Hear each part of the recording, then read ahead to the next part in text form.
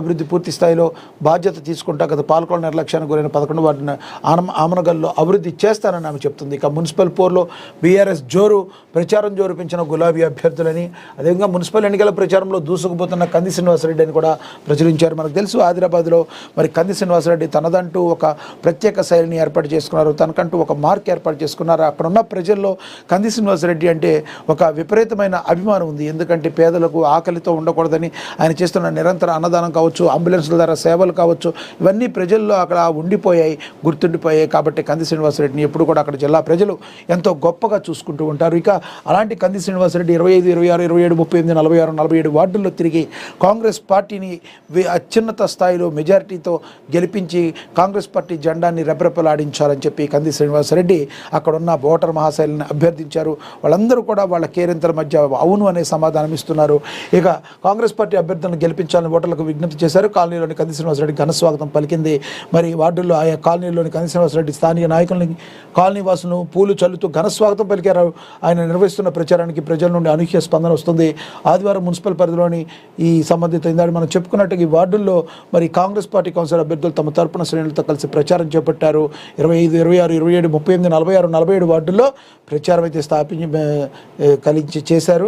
ఇక త్వరలోనే మహిళలకు 2,500 రూపాయల ఆర్థిక సాయం పథకం కూడా అమలు అవుతుందని కూడా చెప్పారు. సంబంధిత నాయకులందరూ కూడా పాల్గొన్నారని కూడా ప్రచురించారు. ఇక ప్రజల్లో విశ్వాసం కోల్పోతున్న కాంగ్రెస్ పార్టీని రాష్ట్ర నాయకులు మంచెర్ల శ్రీనివాస్ అన్నారని చెప్పి మరి అది కూడా ప్రచురించారు.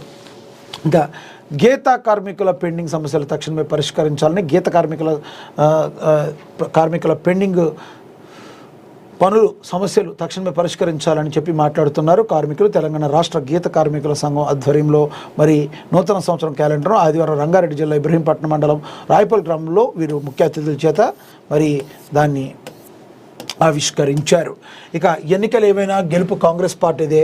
TPCC vice president Hanumandla Jhansi Rajender Reddy గడప గడపకు ప్రచారాన్ని చేపట్టారు.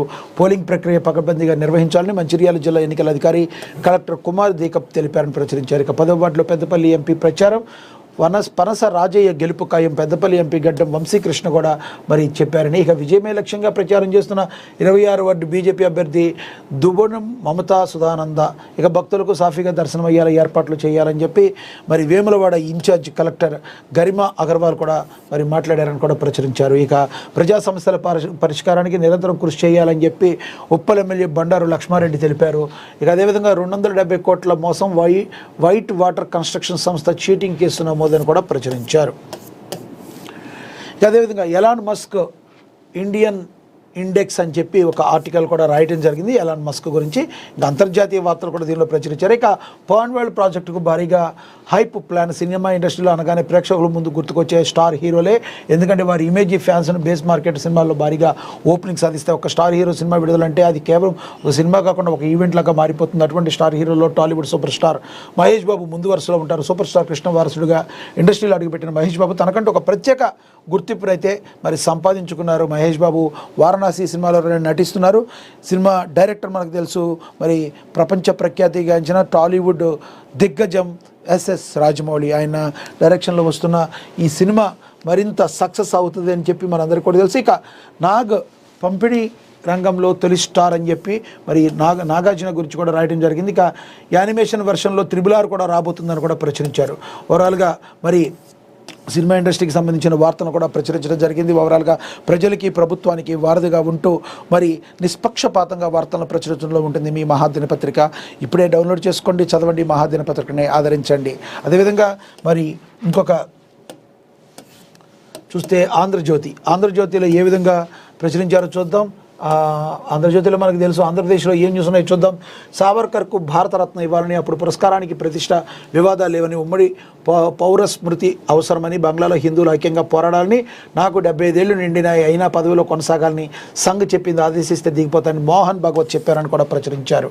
ఇక అప్పన్న సుబ్బన్న ఒకటేనన్న మరి ఎంపీగా సుబ్బారెడ్డి లెటర్ హెడ్పై ఏపీ చిన్నప్పన్న ఫోన్ నెంబర్ అని కూడా ప్రచురించారు. టీటీడీలో 100 కోట్ల విలువైన నెయ్యి సరఫరా టెండర్లు ఎవరికి దక్కాలో చిన్నప్పన్న డిసైడ్ చేశారని సిట్ తేల్చింది. అందుకు ప్రతిఫలంగా ముడుపులు అందాయి. పెద్దల అండదండలు లేకుండా ఏపీ భవన్లో లైజనింగ్ అధికారి హోదాలో ఆయన ఈ దందా చేయగలరా? ఇదే మిస్టరీ. వైవి ఏపీగా చిన్నప్పుడు పనిచేశారని పేర్కొన్న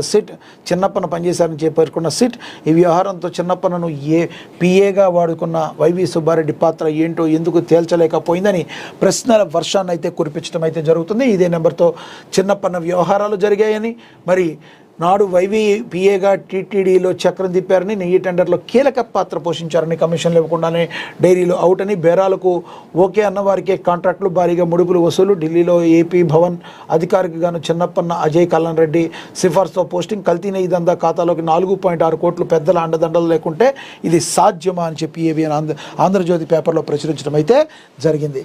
ఇక మనకు తెలుసు కల్తీ నెయ్యి గురించి, కల్తీ దందా గురించి మరి ఎంత ఆంధ్రప్రదేశ్లో మరి రకరకాల వార్తలు మరి వస్తున్నాయి. ఒకళ్ళ మీద ఆరోపణలు, ప్రత్యారోపణలు నడుమ హిందువుల మనోభావాలు దెబ్బతింటున్నాయని చెప్పి వాళ్ళందరూ కూడా గోల్ చేస్తున్న పరిస్థితి.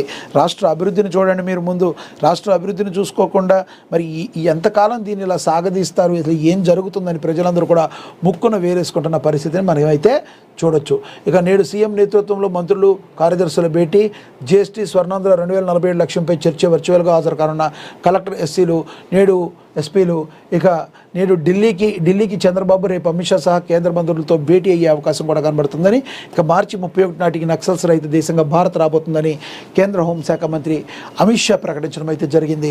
రాయ్పూర్ ఫిబ్రవరి 8న, రానున్న మార్చి 31 కల్లా భారత నక్సల్స్ రహిత దేశంగా మారబోతుందని కేంద్ర హోంశాఖ మంత్రి అమిత్ షా పునరుద్ఘాటించారు. మరో కొద్ది వారాల్లో గడువు ముగియడంతో నక్సల్స్ వ్యతిరేక ఆపరేషన్ల ఛత్తీస్గఢ్ ప్రభుత్వం అధికారులతో రాయ్పూర్లో ఆదివారమైన సమీక్ష సమావేశం నిర్వహించారు. భద్రతా బలగాలను ఏకం చేయడం, మౌలిక వసతుల విస్తరణ, మరి మావోల పాత్ర గురించి కూడా ఎటువంటి పరిస్థితుల్లో ఉక్కుపాదంతో మరి తొక్కేయాలని చెప్పి నక్సలైట్ల ఉద్యమాన్ని మరి ఎటువంటి పరిస్థితుల్లో కూడా నక్సల్స్ అనేవాళ్ళు ఉండకూడదు, ఏరివేయాలని చెప్పి చెప్పడం అయితే జరిగింది. ఇక మనకు తెలుసు రష్యా చమురుపై సందిగ్ధం, మరి అమెరికాతో మనం స్నేహం చేయాలి అని మనకు తెలుసు. అమెరికా ఇప్పటికే కొన్ని టారిఫ్లు మన మీద ఎత్తివేసింది, అది కూడా మనం గమనిస్తూనే ఉన్నాం. ఇక ఉపాధికు, పనులకు, స్పీడుకు బ్రేకులు, మినీ గోకులను అనుమతించని ఎన్ఐసి పోర్టల్, ఒక్కో పంచాయతీలో 20 ఆన్గోయింగ్ పనులకే అనుమతి, మార్చిలోపు పనులు పూర్తి కసరత్తు అని కూడా ప్రచురించారు. ఇక శ్రీశైలంలో మహాశివరాత్రి సంబరం, ఘనంగా బ్రహ్మోత్సవాలు ప్రారంభం, వేదమంత్రాల నడుమ ధ్వజపట ఆవిష్కరణ, నేడు భృంగి వాహన సేవ కూడా జరగనుంది. మనకు తెలుసు మహాశివరాత్రి ఈ నెల 15వ తేదీ రాబోతుంది. అంగరంగ వైభవంగా మరి శ్రీశైల మల్లికార్జున స్వామి వేడుక అక్కడ జరగబోతుంది. అందరూ కూడా శివభక్తులందరూ కూడా ఆలయానికి పోటెత్తే సమయం అయితే ఆసన్నమైంది. ఇక అదేవిధంగా ప్రతి